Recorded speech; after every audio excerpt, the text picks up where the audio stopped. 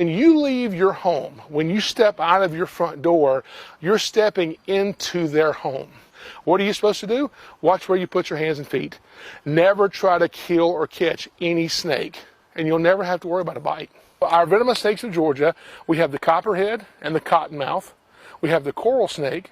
We have the timber rattlesnake, the eastern diamondback rattlesnake, and last is the pygmy rattlesnake. Copperheads are the most common venomous snakes around here, and they bite more people in Georgia than any other venomous snake. And it's not because copperheads are aggressive, it's because copperheads do really well in areas like this away from people, and they do really well in really busy urban areas. For anyone to die from a copperhead bite is extremely rare. People know a lot about dogs. Most people don't know anything about snakes, and they take their knowledge of dogs and transfer it onto a snake.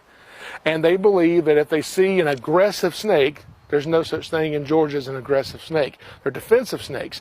And they think when they see this, if they run, the snake is going to chase them. Absolutely not true.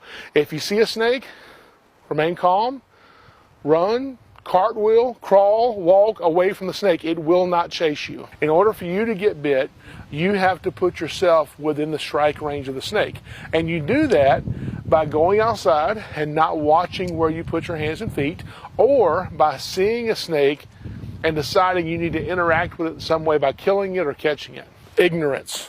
Lack of knowledge is ignorance. It's not a bad word. It's just when you don't know about something, you usually have fear. Kids are afraid of the dark because they can't see what's there. They have no knowledge of what's there. You flip the light on, knowledge of what's in the room is there, fear goes away. So the less you know about snakes, the more afraid of them you are. And when you start learning a little bit of information about them, you may never like them, but some of that fear, that irrational fear, goes away. If you're looking at the side of a copperhead, it almost looks like they have Hershey Kiss shapes all the way down the side. Once you see that, you can't unsee that. Looking at the shape of a snake's head, diamond or triangular shaped head, that is a myth. Your venomous snakes do have that triangular diamond shaped head, but a lot of your non-venomous snakes can move the bones in their skull into that same shape when they're scared in order to look dangerous. Some people will tell you, well, your venomous snakes have elliptical pupils like a cat, and your non-venomous have round pupils. Well, those elliptical pupils, every picture of a venomous snake you see will have that, because the person who took that picture is in bright light with a flash. But you get out here in the shade under these trees, and those elliptical pupils dilate and become perfectly round. So we can't go by the head shape or the pupils. And there's no one thing to look for on any venomous snake. It's a few different things.